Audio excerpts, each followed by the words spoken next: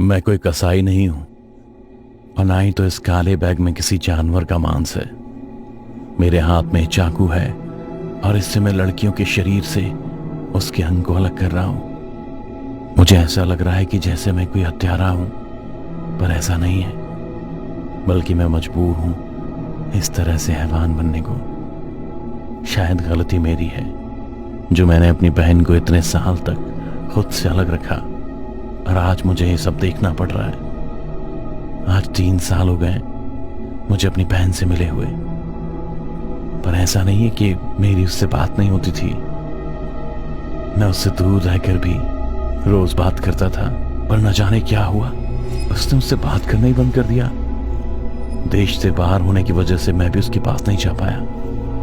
ऊपर से उसके हॉस्टल कॉल करो तो अक्सर बिजी ही रहती। शुरू में मुझे लगा कि मेरी बहन मुझसे नाराज है, लेकिन देखते ही देखते उसकी नाराजगी दिनों से महीने और महीने से 1 साल में बदल गई। इसीलिए मैं खुद यहां वापस आ गया उसे अपने साथ ले जाने के लिए। पर जब मैं उसके हॉस्टल पहुंचा तो वहां सब कुछ बदला बदला लग रहा था। जो हॉस्टल पहले बहुत ही खुशनुमा हुआ करता था, उस पर अब मायूसी छाई थी। और तो और उसकी खिड़कियों और दरवाजों को देख मुझे ऐसा लग रहा था जैसे किसी ने उसे महीनों से नहीं खोला है। और इस हॉस्टल के आसपास मुझे कोई दिख क्यों नहीं रहा है? किससे मैं कहूं कि मेरी बहन अनुष्का को बाहर बुला दे? लगता है अब खुद मुझे अंदर जाकर देखना होगा कि वो है कहां पर। ये सब सोचते हुए जैसे ही मैं हॉस्टल के मेन गेट की तरफ बढ़ा, किसी ने चीखते हुए मुझे रोक लिया। रुक जाओ, ये क्या कर रहे हो? सारी बच्चियां अभी चैन की नींद सो रही हैं, मत टोको उन्हें। कौन है आदमी जो इस तरह से मुझे डरा कर रोक रहा है? और भला दिन के समय में कौन सोता है? और सोता भी है तो कौन सा मेरे गेट खोलने से जाग जाएगा? भाई, इस हॉस्टल में मेरी बहन रहती है, तो मैं अंदर जाके उसके हॉस्टल के केयर टेकर से तो बात कर ही सकता हूं कि मेरी बहन को बुला दें। और कितना गंदा दिख रहा है इंसान, सिर्फ दिख ही नहीं रहा, इससे तो बदबू भी बहुत अजीब सी आ रही है, जैसे अभी अभी नाले से निकल कर आया हो। पर इसकी शक्ल मुझे कुछ जानी पहचानी क्यों लग रही है? अरे, ये तो इस गर्ल्स हॉस्टल का ही केयर टेकर है, पर उसने खुद की ऐसी हालत क्यों कर रखी है? मैं सब सोच ही रहा था और कुछ पूछने ही वाला था कि उससे पहले उसने मुझसे फिर से कहा, चले जाओ, तुम चले जाओ यहां से, इससे पहले कि वो फिर से जाग जाए। अब मुझे उसकी बातों पर गुस्सा आने लगा था, इसलिए मैंने एक कदम उनकी तरफ बढ़ाते हुए कहा, क्या बकवास कर रहे हैं आप? और क्या हालत बना रखी है आपने खुद की? ऐसी हालत में आप अपने हॉस्टल के बच्चों का ख्याल कैसे रखते होंगे? ये मेरे समझ से बाहर की बात है। मैं अभी अपनी बहन को यहां से ले जा रहा हूं। इतना कहते ही मैंने हॉस्टल का मेन गेट एक झटके में खोल दिया और मेरे ऐसा करते ही बादल ऐसे गरजा जैसे फटके जमीन को छू आएगा। और तो और दरवाजा खुलने के बाद मेरा ध्यान गया, इसमें कोई धागा बंधा हुआ है, जैसे कि कोई रक्षा सूत्र हो जो मेरे गेट खोलने की वजह से टूट गया है। इससे पहले ही मैं अपने टगमगाते कदम हॉस्टल के अंदर रखता, वो केयर टेकर फिर से चिल्लाते हुए मेरी तरफ बढ़ा। मना किया था ना, मत जगाओ से, अब यहाँ कोराम मचेगा, कोराम। अब ना तेरी बहन बचेगी और ना ही तू। उसकी बात सुन अब मेरे अंदर अग्नि की ज्वाला तदक उठी। मन तो कर रहा था कि उसे यही नहूलुहान कर दूं, पर कुछ तो अजीब था यहाँ जो मुझे भी चिंता में घेरे जा रही थी। आखिर 1 साल से मेरी अनु से बात क्यों नहीं हो रही? हॉस्टल का ये केयर टेकर यूं पागल क्यों हो गया? और तो और अच्छा भला ये हॉस्टल इतना वीरान क्यों हो गया? पहले तो आसपास काफी लोग रहा करते थे, पर अब ये जगह इतनी खाली क्यों है? आखिर ऐसा क्या हुआ यहाँ? मैं सब सोच ही रहा था, इतने में पागल हो चुका ये केयर टेकर कहता है, बहुत बुरा हुआ, तेरी बहन के साथ बहुत बुरा हुआ, जिसने मुझे भी बर्बाद कर दिया। उसकी बात सुन मैंने कहा, अब सीधा सीधा क्यों नहीं बताते कि आखिर हुआ क्या है? और कहां है मेरी बहन अनुष्का? क्या हुआ उसके साथ? मेरे पूछने पर उसने मुझे आज से करीब 1 साल पुरानी कहानी सुनाई। अनुष्का इस शहर में काफी अकेली पड़ गई थी। एक तो मैं उससे दूर था और ऊपर से उसकी हॉस्टल में भी किसी के साथ कुछ खास नहीं जमी, क्योंकि सभी लड़कियां काफी मॉडर्न थीं। सबके पास बॉयफ्रेंड और हर दूसरे दिन नाइट आउट पार्टी वगैरह चलता ही रहता था, पर ये सब उसे बिल्कुल भी पसंद नहीं था। ऐसे में एक दिन कॉलेज में जय मिला, जिसने उसके कॉलेज प्रोजेक्ट में खूब मदद की। दोनों में काफी अच्छी दोस्ती हो गई। फिर वो रोज उसे हॉस्टल में लेने और छोड़ने आने लगा। अनुष्का को उसका हर अंदाज उसे मेरी एहसास कराने लगा। मन ही मन उसने जय को अपना दूसरा भाई मान लिया था, जो उसका बहुत ख्याल रखता था। पर जय ने उसे कभी अपनी बहन की नजर से नहीं देखा। वो तो अनुष्का से बहुत ही ज्यादा प्यार करने लगा था।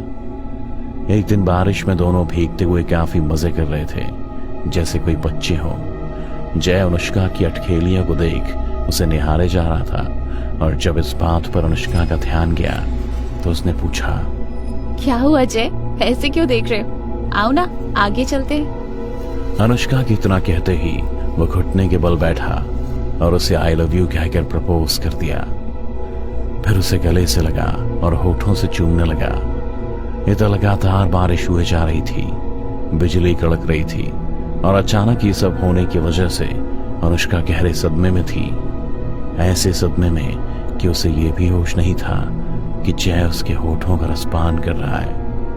तभी जोर से बिजली कड़की और अनुष्का होश में आई और जय को धक्का देते हुए खुद से अलग कर दिया। उसके इस बर्ताव को जय समझ गया कि अनुष्का उससे प्यार नहीं करती है। फिर अनुष्का ने उसे खूब बुरा भला सुनाया और रोते हुए वहां से चली गई, बिना ये देखे और समझे कि जय की हालत क्या है। वो कई दिनों तक अपने कमरे में बंद रही। फिर एक दिन जब केयर टेकर उसके कमरे में पहुंचा तो पाया कि अनुष्का खुद का गला दबा रही है, और जैसे दम घुटने को होता है तो गला छोड़ देती है। वो कभी खुद के सिर को दीवार पर मार रही है तो कभी चाकू से खुद के हाथ पर छोटा छोटा घाव दे रही है। फिर जैसे ही उसने केयर टेकर को देखा तो वो बेहोश हो गई। उसने अनुष्का को बेड पर सुला दिया, पर उसकी हालत देखकर उसे एहसास हो गया कि इस कमरे में कोई और भी है, शायद कोई शैतानी ताकत जो अनुष्का को परेशान कर रही है। इस बात से उसे किसी आने वाले खतरे का एहसास होने लगा। इसलिए उसने हॉस्टल की सभी लड़कियों को कुछ दिनों के लिए जाने को कह दिया, पर उनमें से कुछ रुकी रह गई, जिसमें उसकी बेटी भी शामिल थी। लेकिन ये बात उन्हें नहीं पता थी कि वो रात उनके लिए कहर बनकर बरसने वाली थी। हर रात की तरह उस रात भी केयर टेकर हॉस्टल की गैलरी में चक्कर लगा रहा था। तभी उसे दिखा कि जिस जिस रूम में लड़कियां रुकी थी उन सभी कमरों के दरवाजे खुले हुए थे। आमतौर पर लड़कियां दरवाजों को बंद रखती थी, पर आज ऐसा क्या हो रहा है कि सबके दरवाजे खुले हुए हैं। अंदर देखने के लिए वो जैसे ही आगे बढ़ा कि किसी चीज पर पांव पड़ के वो फिसल गया। उठकर देखा तो वो किसी इंसान के मांस का लुथड़ा था।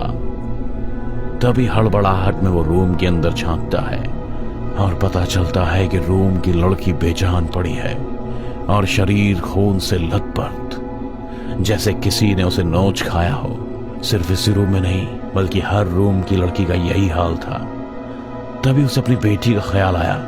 वो भागते हुए सीधा अनुष्का के रूम में पहुंचा, जहां अनुष्का अपने खून से सने चेहरे के साथ उसकी बेटी के सीने पर बैठी थी और उसके शरीर से मांस नोच कर खा रही थी। उसकी बेटी दर्द से कराह रही थी, गिड़गिड़ा रही थी कि दीदी मुझे छोड़ दो, मत करो मेरे साथ ऐसा। पर अनुष्का पर न जाने कौन सा खून सवार था। वो बिना कुछ सोचे अपने दांत से उसे नोचे ही जा रही थी। केयर टेकर भाग कर गया और शिवजी के मंदिर से भभूत उठा लाया और अनुष्का के चेहरे पर लगा दिया। भभूत के लगते ही वो ऐसे छटपटाने लगी जैसे किसी ने गर्म गर्म कोयले की आग पर उसे लिटा दिया हो। केयर टेकर ने अपनी बेटी को संभालते हुए अनुष्का से दूर कर लिया और उससे पूछने लगा, कौन है तू और क्यों अनुष्का के सहारा लेकर सभी लड़कियों का शिकार कर रहा है? महाकाल के भभूत के डर से वो सब कुछ बोल पड़ा कि वो अपने बेटे की मौत का बदला ले रहा है, क्योंकि अनुष्का ने उसके प्यार को ठुकराया और उसे बहुत बुरा भला कहा, जिसे सुन उसका बेटा जय अंदर से ही टूट गया। इतना ही नहीं, उसके अंदर जीने की इच्छा ही नहीं बची और ट्रक के आगे कूदकर उसने अपनी जान दे दी। उसकी मौत का ये सदमा वो झेल नहीं पाया और काले जादू की मदद से उसने अपने इकलौते बेटे की मौत का बदला लेने के लिए खुद की जान ले ली और अनुष्का के शरीर में घुसकर उसे तिल तिल कर मार रहा है। कहते हैं कि अनुष्का के अंदर छिपे उस राक्षस ने फिर से उसकी बेटी पर हमला किया और उसके पैर के मांस को नोचने लगा। अपनी बेटी को बचाने के लिए उसने अपने हाथ पर मौजूद सारे भभूत को उस पर फिर से छिड़क दिया, जिससे फिर से उसका शरीर जलने लगा। और मौका पाते ही केयरटेकर अपनी बेटी को लेकर रूम से बाहर निकला और दरवाजे को बंद कर दिया। अनुष्का अंदर चीखती रही, चिल्लाती रही, पर उसने दरवाजा नहीं खोला। अंत में जब उसे लगा कि वो दरवाजा तोड़कर बाहर आ जाएगी, तब उसने पूरे हॉस्टल में गंगा जल छिड़ककर हॉस्टल के मेन दरवाजे को महाकाल के रक्षा सूत्र से बंद कर दिया। महाकाल के भभूत ने उन दोनों को उस राक्षस से तो बचा लिया, पर बहुत खून बह जाने के कारण केयरटेकर की बेटी नहीं बच पाई और वो पागलों की तरह रहने लगा। आज इस मेन गेट पर लगे रक्षा सूत्र को तोड़ मैंने उसे फिर से आजाद कर दिया। मुझे तो लगा कि मेरी बहन भी अब इस दुनिया से जा चुकी होगी, पर केयरटेकर ने मुझे बताया कि उन सभी लाशों के एक एक अंगों को अगर जय के पिता की लाश के साथ जला दिया जाए तो मेरी बहन की मुक्ति संभव है, पर उसके लिए मुझे अपनी बहन अनुष्का का भी कोई एक अंग उस लाश के साथ जलाना होगा। केयरटेकर चाहता था कि भले ही उस राक्षस की वजह से उसकी बेटी मर गई, मैं तो अपनी बहन को बचा लूं जो अब भी राक्षस की कैद में है। इतना कहते ही उसने मुझे कहा, जा, महाकाल तेरी रक्षा करेंगे। और एक जोर की बिजली कड़की और वो निढाल होकर गिर पड़ा। शायद भगवान ने उसे मेरी मदद के लिए बचा रखा था और उसे मुक्ति मिल गई। लेकिन अब मुझे समझ नहीं आ रहा था कि मैं क्या करूं, इसलिए मैं हॉस्टल के अंदर गया जहां सब कुछ बिखरा हुआ था। हर तरफ बदबू, कहीं खून तो कहीं मांस के लोथड़े बिखरे हुए थे। थोड़ा आगे बढ़ा तो मुझे महाकाल का एक छोटा सा मंदिर दिखा, इसीलिए वहां पहुंच मैंने अपने सिर पर भभूत लगा ली और सीधे किचन में गया और वहां से एक बड़ा सा चाकू ले आया और एक एक करके हर रूम में गया और लड़कियों के अंग काटने लगा। इस वक्त मैं किसी हत्यारे से भी बदतर बन गया था, पर क्या करूं, कैसे भी करके मुझे अपनी बहन को बचाना था जो मेरे कलाई पर राखी इसलिए बांधती थी ताकि मैं उसकी रक्षा करूं। और आज वो वक्त आ गया जब मुझे रक्षाबंधन का फर्ज निभाना है। इधर मैंने सभी लड़कियों की लाश से कोई ना कोई अंग बटोर लिया था, पर अब तक मुझे मेरी अनु कहीं नहीं दिखी। मैं लाश के अंगों से भरे काले बैग को घसीटते हुए बाहर की ओर बढ़ने लगा, पर मेरी निगाहें अभी भी मेरी बहन को तलाश रही थी। तभी मेरे हाथ पर कहीं से खून की बूंद टपकी। जैसे ही मैंने ऊपर देखा तो ये अनु थी, छत से उल्टी लटकते हुए बेहद ही डरावनी, जिसने एक झटके में मेरे ऊपर हमला कर दिया, अपने दादा के ऊपर जिसे वो जान से भी ज्यादा प्यार करती थी। पर मुझ पर किया हुआ हमला नाकाम रहा और वो बेहोश हो गई, क्योंकि मेरे सिर पर महाकाल का भभूत जो लगा था। पर अब बारी थी कि उसके शरीर से कोई अंग काटा जाए, जो करने की हिम्मत मुझ में नहीं थी। पर मैंने कैसे भी हिम्मत करके उसका एक हाथ काट दिया और खून ना बहे इसलिए उसे कपड़े से बांध दिया। फिर अनु के साथ उस काले बैग को भी गाड़ी में रख कॉलेज से जय का पता लेकर उसके घर पहुंच गया। पर वहां पता चला कि जय यहाँ रेंट लेकर रहता था, क्योंकि उसका अपना घर कहीं दूर जंगल में था। मैं उनका पता ले वहां पहुंच गया। फिर गाड़ी से बैग और पेट्रोल का गैलन ले जंगल के उस काठ के बने मकान की तरफ बढ़ने लगा। अंदर जय के पापा की सड़ी गली लाश पड़ी मिली। वहीं मैंने उस बैग को रखा और पेट्रोल छिड़ककर पूरे घर में आग लगा दी और बाहर आ गया। तभी मुझे दर्द से भरी आवाज सुनाई दी। किसी ने मुझे दादा कहकर पुकारा था। यह आवाज अनु की थी, जो गाड़ी से अंदर आ रही थी। मैं उसके पास दौड़ कर गया और उसे गले से लगा लिया। वो अब उस राक्षस के चंगुल से आजाद हो चुकी थी, लेकिन सभी चीजों के कारण उसे अपना एक हाथ खोना पड़ा। फिर भी वो बहुत खुश थी, क्योंकि अब हम दोनों भाई बहन साथ थे।